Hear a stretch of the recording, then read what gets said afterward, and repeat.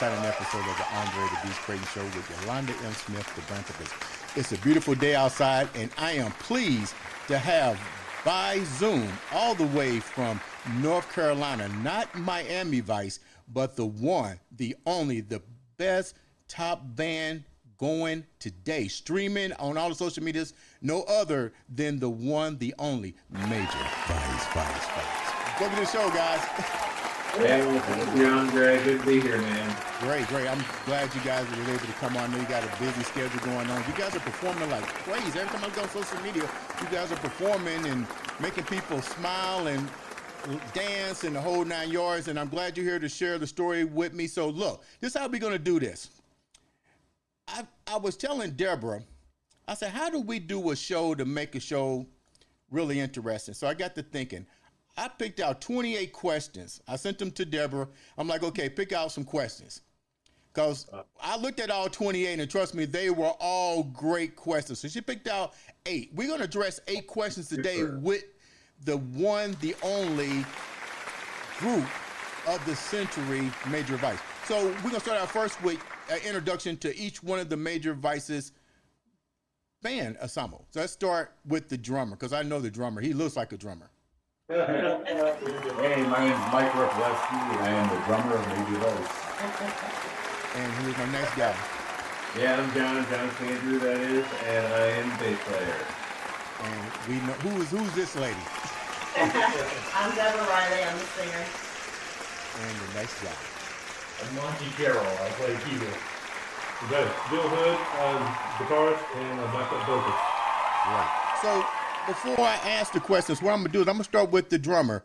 Tell me a little bit about yourself and how you got into the band, a little bit about just who you are in general. Oh, okay. I have started with Major Vice 3 years ago. 3 years ago. Yeah. During it was maybe right before COVID, and I've been drumming ever since. We actually played through pretty much regularly through COVID. Really? I've been playing drums since I've been 7, 8 years old, and just love what I do here. Love playing with the band. These guys are great people. They're all my friends. Other than being fellow musicians, we're friends as well. So very enjoyable. That sounds like a winner. Next guy, tell me what's going on.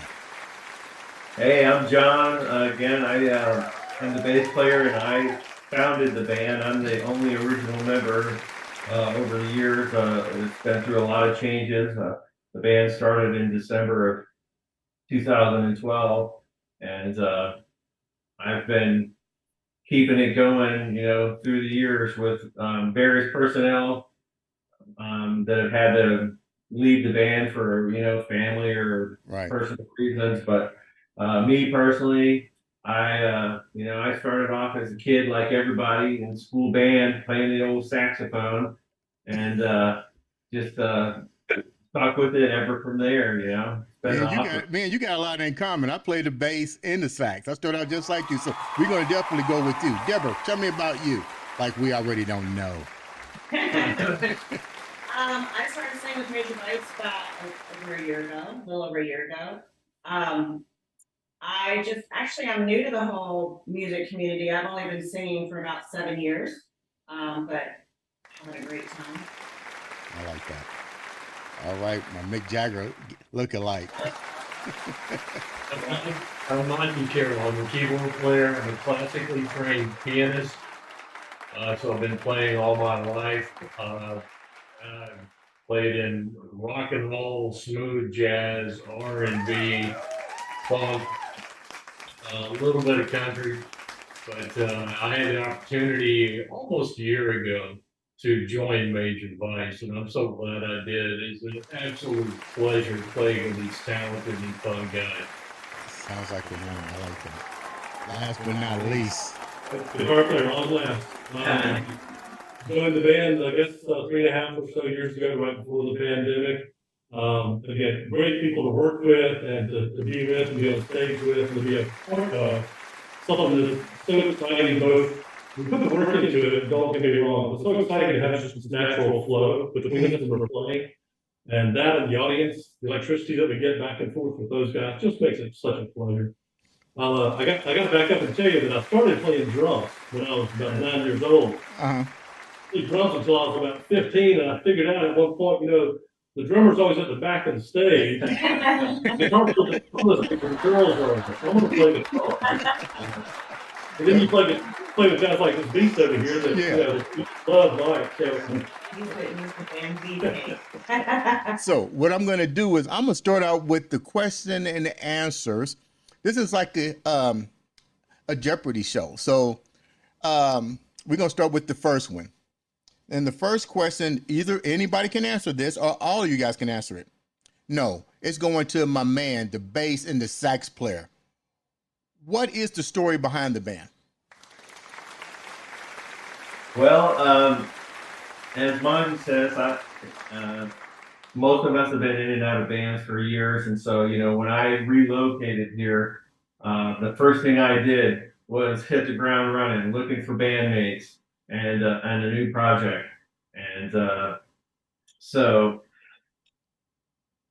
I reached out to local venues, other bands, went out to see them play, and that's how Major Vice kind of originated, just through the local community. There's a really great community here, and we're really glad to be part of that.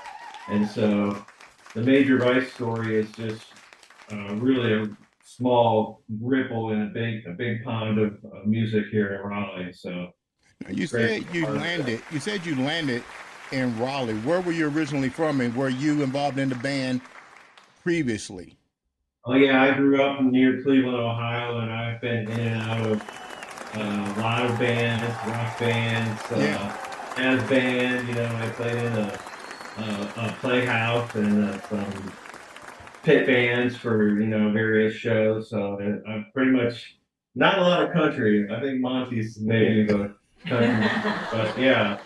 What part of Cleveland? What part of Cleveland area? What areas of Cleveland? East side of Cleveland, Willoughby, Mentor. Yeah. Okay, I lived in Avon Lake. Oh yeah, that's just on the other side of town. Yeah. So you went all the way from Cleveland to North Carolina? Yeah, by way of the South, Mississippi mainly, Florida. Okay. I'm just military, so it's a long 30 years that brought me here about 10 years ago. So to keep the question aimed at you, this is your band. Did you have a Major Vice in the Ohio region, or what was that band like? And going from there to where you at now? Well, we were kids then, and the band was really a bunch of high school buddies at the time. What was the name of the band? Nightwing. Okay. Yeah, and of course we had this baseball jersey T-shirt. Yeah. Bird on it. It was kind of crazy, first song I ever learned to play was Cat Scratch Fever by Ted Nugent. That was cool. I was guitar then, but we had 3 guitar players and no bass player, so I switched over to bass, and it's what I've been doing ever since I about 12, 13 years old. What makes this band different? You went from a teenager to where you're at now. What's so special right now? You said you went through different individuals coming and going. The talent level of this band, I mean, individually, there's not a person in this band who couldn't make their living playing professionally. None of us do that, right. But everybody who's in this band is a master of what they do, and so we, talent-wise, have what it takes to be out there touring at a pro level, but we choose just to be buddies and keep it fun. So I'm going off script for a little bit, Deborah. I'm gonna get to all your 8 questions. Trust me. Still going with this. What have you seen? You guys have all been musicians for quite some time, and I'm pretty sure you guys have other professions as well. But my question is, what's different? What have you noticed different with playing live versus what we hear on the radio and so forth? Because trust me, I love Metallica and Pearl Jam, and I would love to hear that kind of music again. So from you guys, and either one can answer this question, what's different now? Why have we lost that inability to show our talents that you can play the drums, you can play the bass, and you can sing, and you can come together and make beautiful music? Anyone can take that question.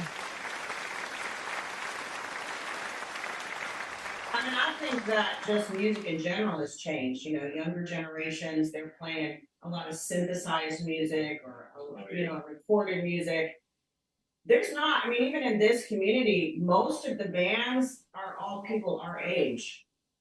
You don't see a lot of there's a few younger bands, but I think that, and then we get these young people at our shows that will Shazam our songs. Right. They'll be like, oh, what is this song? And we'll be like, it's Journey. So I think that the rock and roll era has changed significantly, and I think we're all just kind of doing what we can to keep it alive. What does that mean? They should Shazam you. I remember Shazam. That's a superhero. That means like, wow. You know, what does that mean? Little app that you can hit it and it'll tell you what song is playing. So they'll be like in the audience listening to our songs, and they'll think they're new songs, and they Shazam them and find out it's like Journey and Fleetwood Mac and Metallica, and it's like, who doesn't remember Journey? You know, yeah. I'm gonna go with the next question that Deborah choose to pick out of my list. What other artists or band do you guys draw your information from? Somebody better say Journey. Boy, that list is so long. Yeah, it's definitely like a kaleidoscope or some kind of amalgamation of just a vast number of bands, because we cover songs anywhere from Shania Twain and Taylor Swift all the way to Metallica and Rage Against the Machine and pretty much everything in between. So we pull from all those different types of styles.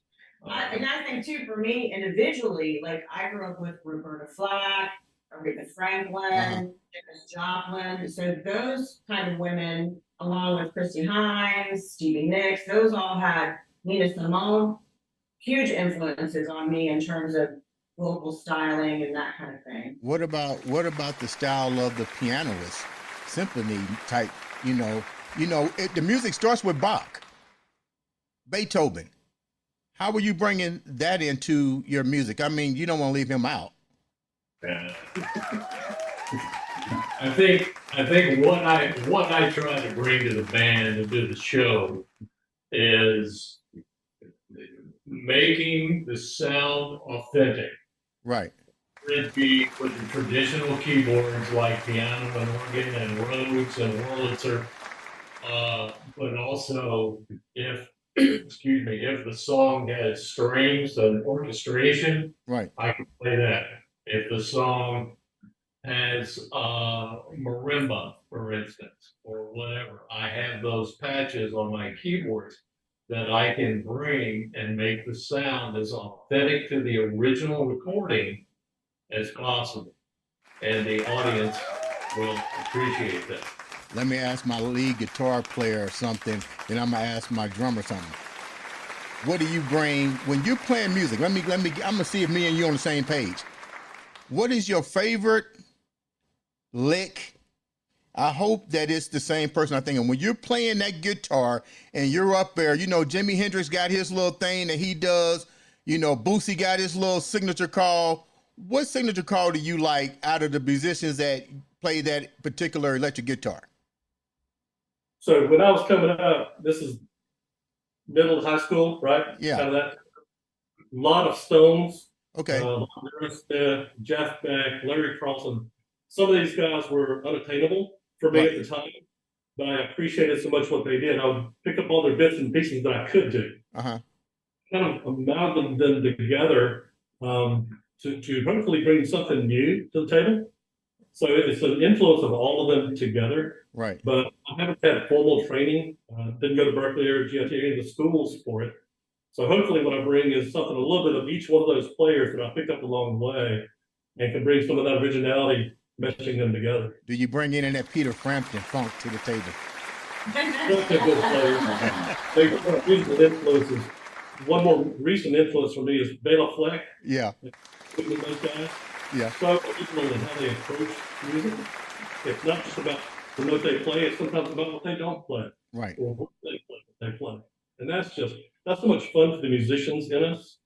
Don't get me wrong, everything we do is a challenge. We work hard to get it to an original sound, to get it to really represent well. Right. It's covered what we got to do. But we pay as much attention to what we don't play as what we do play. Okay. Now let's go to the man that really rocks the world. You can't have no music until you start out with the drums. Yeah. Tell me about you and the drums. You know, no matter what you look at, the instrument started with the drums. That's the call you hear before you hear anything. That drum. Tell me a little bit about that, about your journey, what you bring to the table, and why you picked the drums. Oh, so We got time. I started playing the drums young, and actually went and started playing guitar after that. Then Buddy Rich, the great Buddy Rich, came to my school and did a clinic, Right. and with the big band. And of course, he ripped off a 20-minute solo that just blew my mind, and got a chance to meet him afterwards. And from that day on, I wanted to be a drummer. And I grew up, I listened to Led Zeppelin, the Beatles, Rolling Stones, pretty much everybody that Bill named. And I just try to draw a little bit from every one of those drummers. And really, it just comes down to what I think I bring to the band is drive, power, attitude, and I try to just accompany the music the best I can without overplaying, and so once again, all my influences were very musical, very hard driving drummers, and those are the guys that I really looked up to. And I also love the prog rock drummers, Neil Peart and Mike Portnoy, everybody, but I still, I love the guys that just that lay down. And What do you think about not the Led Zeppelin? What do you think about the Def Leppard drummer? Oh, Rick Allen is amazing. I mean, he was an amazing drummer before he lost his arm, and still an amazing drummer. I gotta give it to him for drive. He's actually, every time I have an injury, because I play a lot of sports and lift weights, and I always go, you know what? If this guy could do it with one arm, I could do it with this injury. You know what I mean? That's the way Rick Allen is, believe it or not, is a huge influence because of that. I mean, that guy, I love that, somebody that keeps persisting and doing what he wants to do. He loves to play the drums, and that's what he kept doing. So I love that. Miss Deborah Rowley. Yes. The queen of the voices. You guys saw something in her. I'm going off script a little bit. You guys saw something in Deborah. Before I asked Deborah the question, what was it about Deborah Rowley that you guys said, we got to have this talent? Well, yeah, go ahead. She came to try out. It's a no-brainer. She came to try out, and we obviously picked her out of there's probably a few people that chose. But then once we get to the show, and I've seen Deborah in other bands. One other band. Should we bring up the name? Anyways, another band she plays in, and I was really interested in her because of her ability, not only vocal ability, but her ability to work a crowd. And she connects with everybody. That's a huge thing. You can have a great voice, but if you can't connect, it's just not there. Right. So that's my opinion. I mean, we're blown away. Still are. Anybody else want to comment on why you guys got Deborah Rowley in the band? I'll mention too, at audition again, she came in and she owned it, right? She came in and she said, this is the song we're gonna do, this is the way we're gonna do it. We tell you how we're gonna make it the better. And it's been going for a year plus. She's always trying to make us better musicians, because she's trying to be a better singer as well.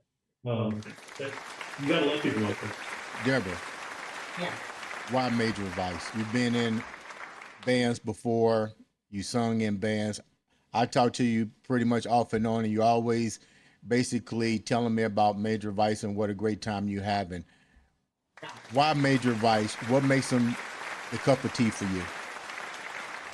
Well, I think the biggest thing is that they're all willing and open to explore different kinds of genres. These are not cookie cutter musicians. They all have their own individual talent and their own level of creativity and their own level of risk that they're willing to take creatively. And for a singer, that's the sweet spot, because I don't want to just go in and do you know, hit me with your best shot like every other female lead in the area. You know, I want to go in and say, hey, what do you guys think about me singing a Metallica song? What are you guys thinking about throwing in Donna Summer into the mix? And they're all open and willing to it. That is like too deep. Now, let me go to the next question. The next question for $500. Okay. It says, you must say a lot of things from the stage in the audience. Any funny stories? There are a lot of nice stories on the stage. I think one of my favorites, we were at Saints and Scholars, not the most recent one, and we were playing indoors. And there were some drunk females that were very interested in the drummer, we'll just say, making the sexy eyes. And one of them did the splits on the dance floor and then fell over in the dance floor. I missed that. But did she spill your drink or something? It was good. And then she hopped right back up as if none of that happened and resumed her sexy eye contact. So That's why he's the drummer. All right, our next question. You guys spend a lot of time together. I would imagine playing and rehearsing. Does it feel like it's a family, or does it just feel like it's work? We do a lot of work, but it never feels that way ever. So yeah, we're friends outside of work. You know, we go and we hear other bands play together, not only because it gives us something fun to do, you know, outside of, you know, when we're rehearsing or playing shows, but also it's a learning opportunity for us too, when we can, you know, see what other bands are doing in the area. But yeah, that's one of the things that I love about this band is we do work very hard, but it never feels that way. Now, I'm gonna go off script, Deborah, real quick before you. Other thing I really like about this band is I feel like everybody has each other's backs. Do you know what I mean? Like, Okay. there's some drunk guys, you know, that can get a little bit too much. They're always there to look out for me, make sure I get to my car if I want them to. You know, it feels like kind of like sibling. You know, like I have that. You know, I can count on. You guys have Deborah Rowley there. I know Deborah. So it's cool to know the good stuff. When have you guys actually got into it and say, enough? You got to have those moments. And what was that particular moment that you guys remember? Because believe me, everything is not peaches and cream. I know. I have a co-host.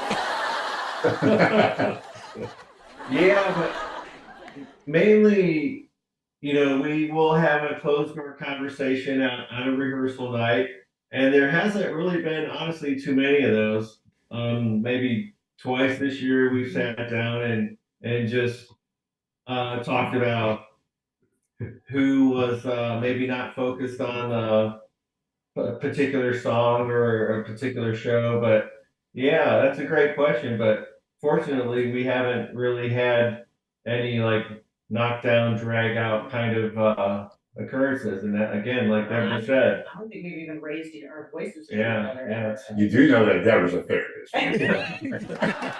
Yes, I do. She's got us under the spell. Yeah.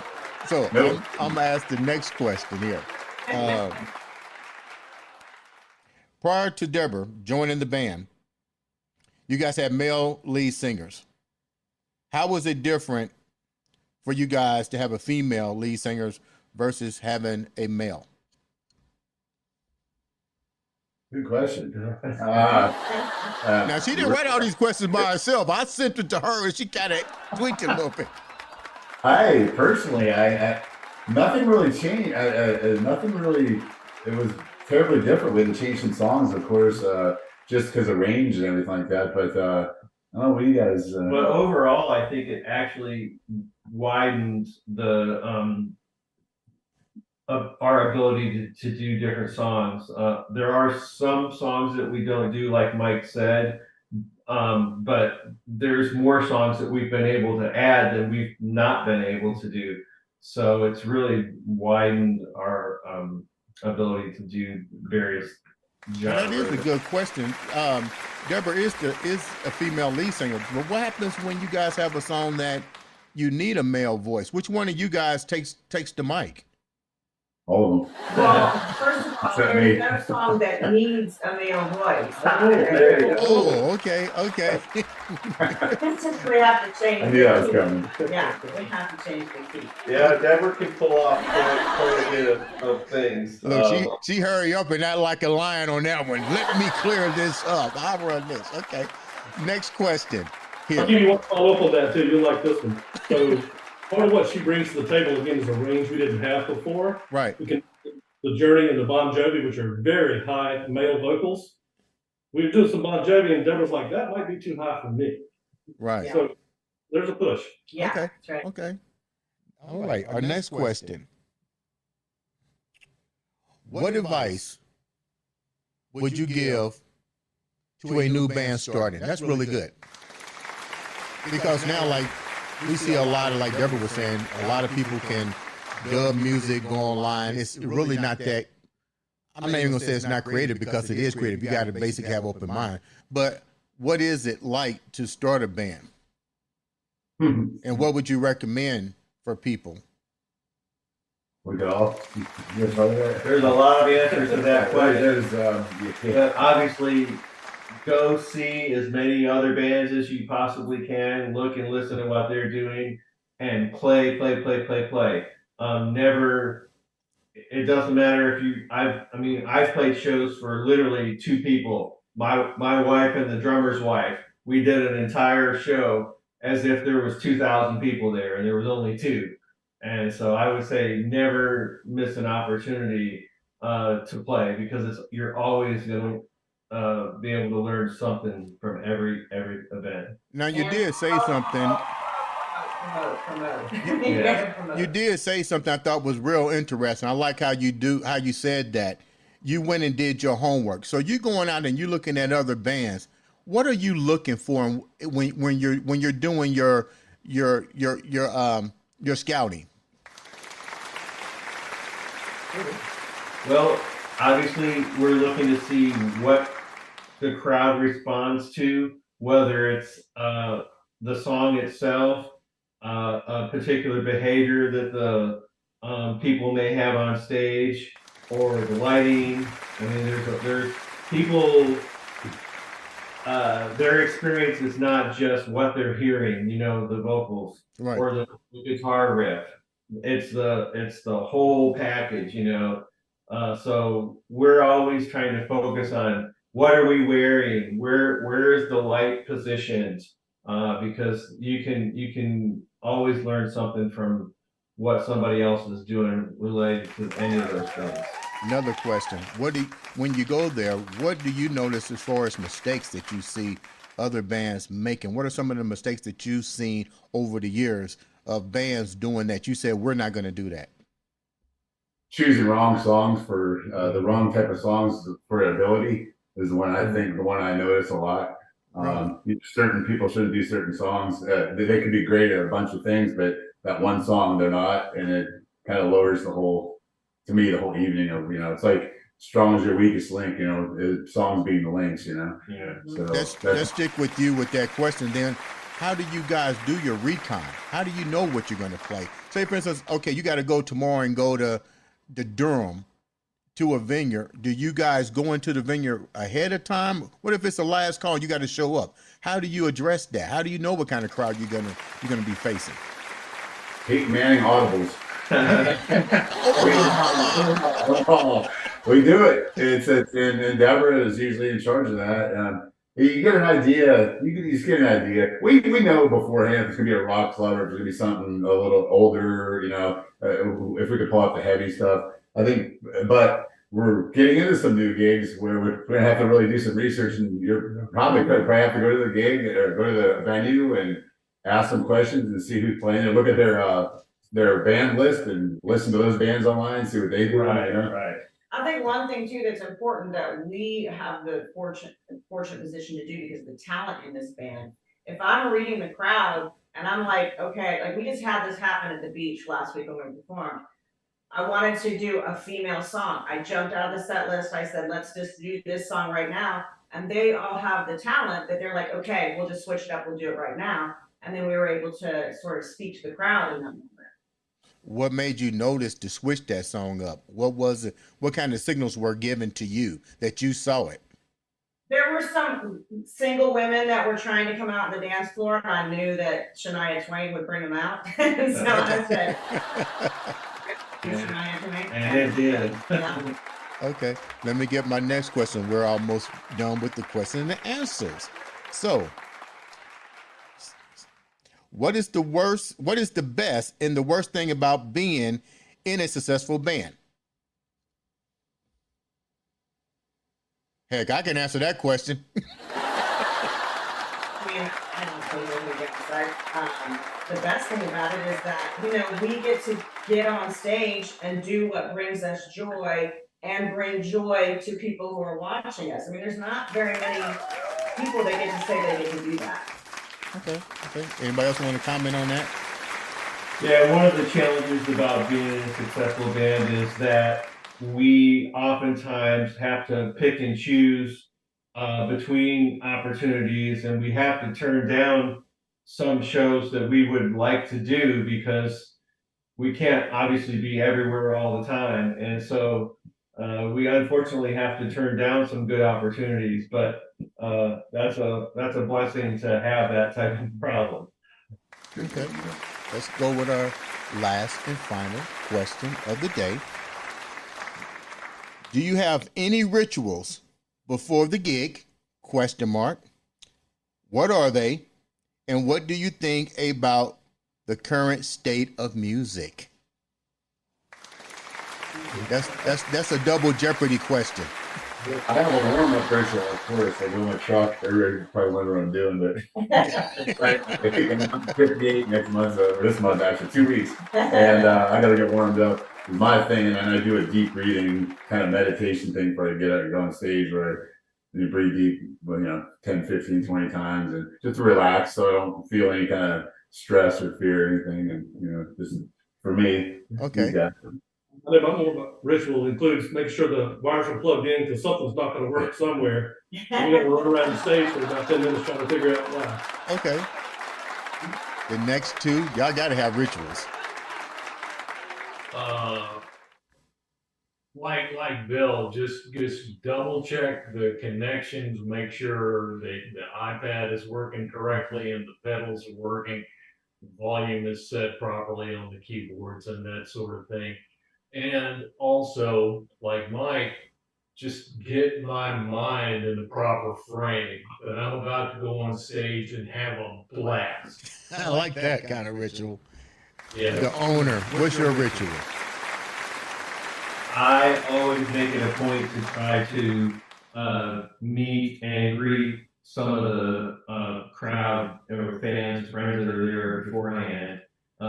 Deborah's really good about doing that throughout the night.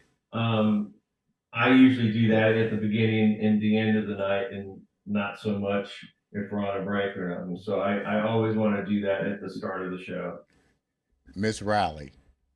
I think for me, it's more about getting my vocals ready. As I don't, eat any dairy.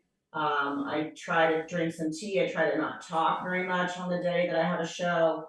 And then definitely when I get to the show, the first thing I do is to look around to see if there's anybody at the show that's a regular people that come or a friend, so that I can say hi. And then try to get up and connect with the band and see what needs to get done. In terms of your second question, in terms of the state of the music, I think music is always a reflection of what's going on in the world. And I think right now, a lot of people are wanting nostalgia. We're losing a lot of great artists like Jimmy Buffett and Tina Turner. People are requesting those kind of music more. People are, brings us, when we have so much stress in the world like we have right now, I think that grabbing on to some things like rock and roll or dance music that brings us happiness, people are drawn to it. And I think that that's one of the reasons we have a thriving live music community around here. How can the viewers find you guys, support you guys, listen to your music? How can they find you guys? Well, there's multiple ways, as you're aware, there's all kinds of social media out there. We do have a website. It's not very good. We need to hire somebody probably to manage that. Our Facebook page is by far our number one way of connecting with us. What's the name of your Facebook page? Major Vice. Yeah, Major People can Vice. also connect with me in my individual Instagram because I always have all of our shows, and then on all of our individual Facebook pages, we also have our shows posted. Where do you guys perform the most at if people want to come out and actually listen to you guys in the North Carolina area? Where do you guys usually play at the most? A particular venue? Yeah. Yeah, I would say Max Tavern in Cary. It's been kind of our home base bar for about a decade. We play there about every other month.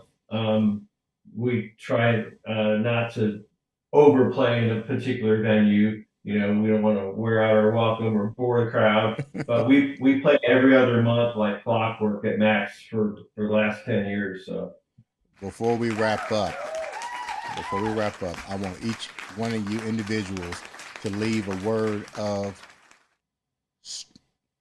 beast frame of mind for the individuals.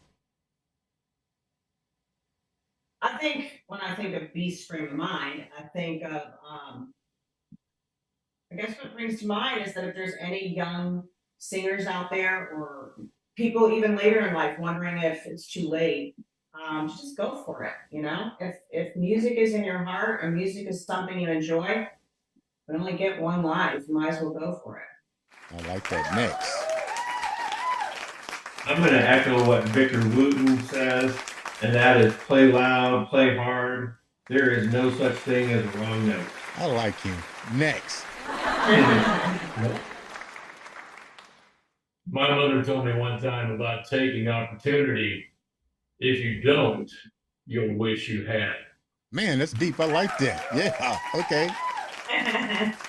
So just make sure you follow your passion.